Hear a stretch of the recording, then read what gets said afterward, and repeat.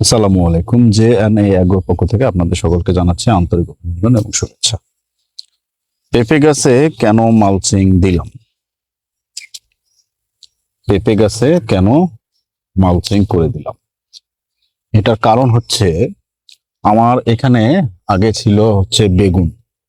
এই বেগুনে যখন আমি চাষ করি সে সময় আমি কোনো কারণবশত হোক বা যে কোনো ব্যস্ততা হোক বা যে কোনো সমস্যার কারণে হোক, আমি মালচিং দিয়ে বেগুনটা চাষাবাদ করতে পারিনি। এই জমিতেই ছিল এবং বেগুনের সাথে সাথে আমি এই পেঁপেগুলো লাগিয়েছি। এখন সে জমিতে আমার হচ্ছে বেগুনটা নাই, শুধুমাত্র এখন হলো পেঁপে আছে। তো যখন আমি বেগুনটা লাগাই, এই বেগুনটা লাগানোর সময় এবং হারভেস্ট করা পর্যন্ত আমাকে 3বার হলো এখানে নিড়ানি দিতে হয়েছে। অর্থাৎ প্রতিবার নিড়ানিতে প্রায় আমার হলো 3 থেকে 3,500 টাকা খরচ। তাহলে 3বার যদি দেই, মিনিমাম 10 থেকে 11,000 টাকা শুধুমাত্র আমার নিড়ানির পিছনে খরচ হয়ে গেছে।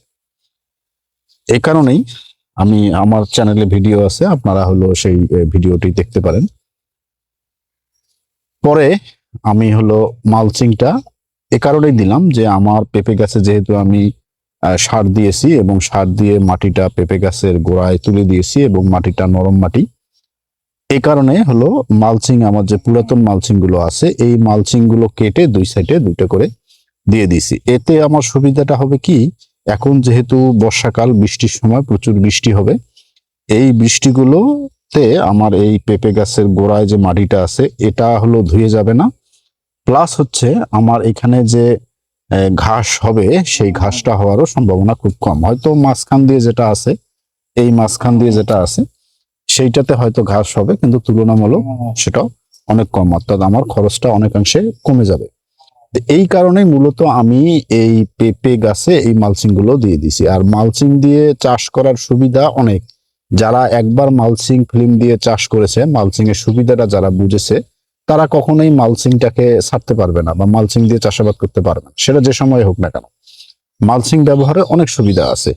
এই সমস্ত সুবিধার কারণেই আমার এখানে যেটা আমি মনে করেছি যে আমার এটা দিলে হয়তো সুবিধা হবে, এই কারণে আমি এই মালচিংটা ব্যবহার করলাম।